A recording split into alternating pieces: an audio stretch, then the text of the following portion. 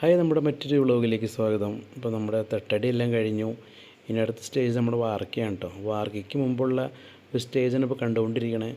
അപ്പോൾ ഈ കാണുന്നതെല്ലാം നമ്മുടെ തകിടിൽ ഷീറ്റിലെല്ലാം കരി ഓയിൽ അടിച്ചിട്ടുള്ള ആ ഒരു സ്റ്റേജാണ് ഇപ്പോൾ കണ്ടുകൊണ്ടിരിക്കുന്നത് കേട്ടോ. ഇനി ഇതിൻ്റെ മുകളിൽ നമ്മൾ ഷീറ്റ് ഇട്ടിട്ടുണ്ട്. ഇനി കമ്പി കെട്ടാൻ പോണേ. ഷീറ്റ് ഇടുന്നത് ഇതിൻ്റെ ഗ്രൗട്ടൊന്നും താഴേക്ക് പോകാണ്ടിരിക്കാൻ വേണ്ടിയിട്ടാണ് ഷീറ്റ് ഇട്ടേക്കണേ.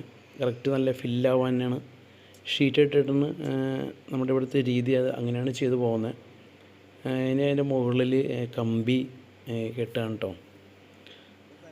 പിന്നെ ഇടയ്ക്ക് ബീമുകളൊക്കെ ഉണ്ട്. ആ ബീമുകളാണ് താഴേക്കുള്ള കമ്പികൾ ഇങ്ങനെ കൊടുത്തേക്കണേ.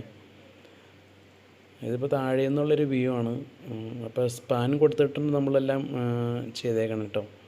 പണ്ടൊക്കെ ആയിരുന്നു ഇങ്ങനെ മുട്ട് കൊടുത്ത് ചെയ്യുന്ന രീതി. അപ്പോൾ ഇന്നതെല്ലാം മാറി സ്പാൻ കൊടുത്തിട്ടുണ്ട്. പിന്നെ ഇടയ്ക്കിടയ്ക്ക് നമ്മൾ ഓരോ ജാക്ക് ലിവർ അത് കൊടുത്തിട്ടുണ്ട് കേട്ടോ. മറ്റേ മീൻസ് ജാക്ക് എന്ന് പറഞ്ഞാൽ മനസ്സിലായോ? താഴേക്കുള്ള ആ ഒരു ലിവർ പോലുള്ള ആ സംഭവമാണത്.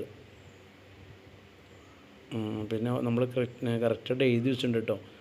ഓരോ ബെഡ്റൂം ബാത്റൂമിലേക്ക് വേണ്ട ലൈറ്റുകൾ, ഹുക്കുകൾ, പിന്നെ ഇതൊക്കെ അവരുടെ ഒരു മെഷർമെൻറ്റ് ചെയ്ത് വെച്ചേക്കുന്നതാണ്.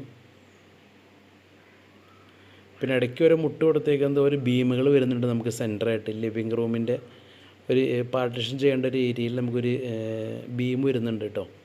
അവിടേക്കാണ് നമ്മളത് കുത്ത് കൊടുത്ത് നിർത്തിയേക്കണേ. ബാക്കിയെല്ലാം സ്പാൻ തന്നെ കൊടുത്ത് ടൈറ്റ് ചെയ്ത് വെച്ചേക്കാണ് അവർ. ഈ പലകയും മുട്ട് കൊടുക്കുന്നതിനേക്കാളും കുറച്ചും കൂടി നല്ലത് ഓരോ ജാക്കി കൊടുക്കുന്നതായിരിക്കും കേട്ടോ.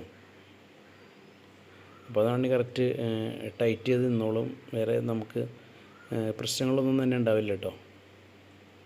മുട്ടൊക്കെ ആകുമ്പോൾ ചിലപ്പോൾ അത് ഒടിയാനും സാധ്യത ഉണ്ട്.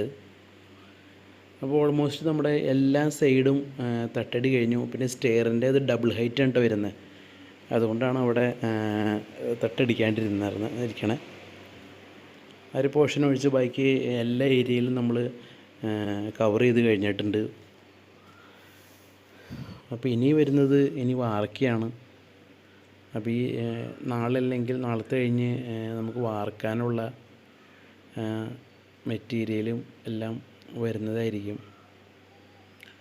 പിന്നെ നമ്മൾ പൈപ്പ് ഇടേണ്ട ഇലക്ട്രീഷ്യന്മാർ പൈപ്പ് ഇട്ട് തുടങ്ങിയിട്ടുണ്ട് കേട്ടോ. അപ്പോൾ ആ കാര്യം എല്ലാവരും ശ്രദ്ധിക്കുക. പ്രോപ്പറായിട്ട് ലൈറ്റ്, ഹുക്കുകൾ, ഫാനിൻ്റെ കാര്യം ആരും മറന്നു പോകരുത്. ഫാനിൻ്റെ ഹുക്കും പിന്നെ ലൈറ്റുകളൊക്കെ വരുന്നത് ഒരു കാരണവശാലും മറക്കരുത്. കറക്റ്റായിട്ട് നമ്മൾ അളന്ന് ചെയ്യണം കേട്ടോ. അതൊക്കെ ചെയ്യുമ്പോൾ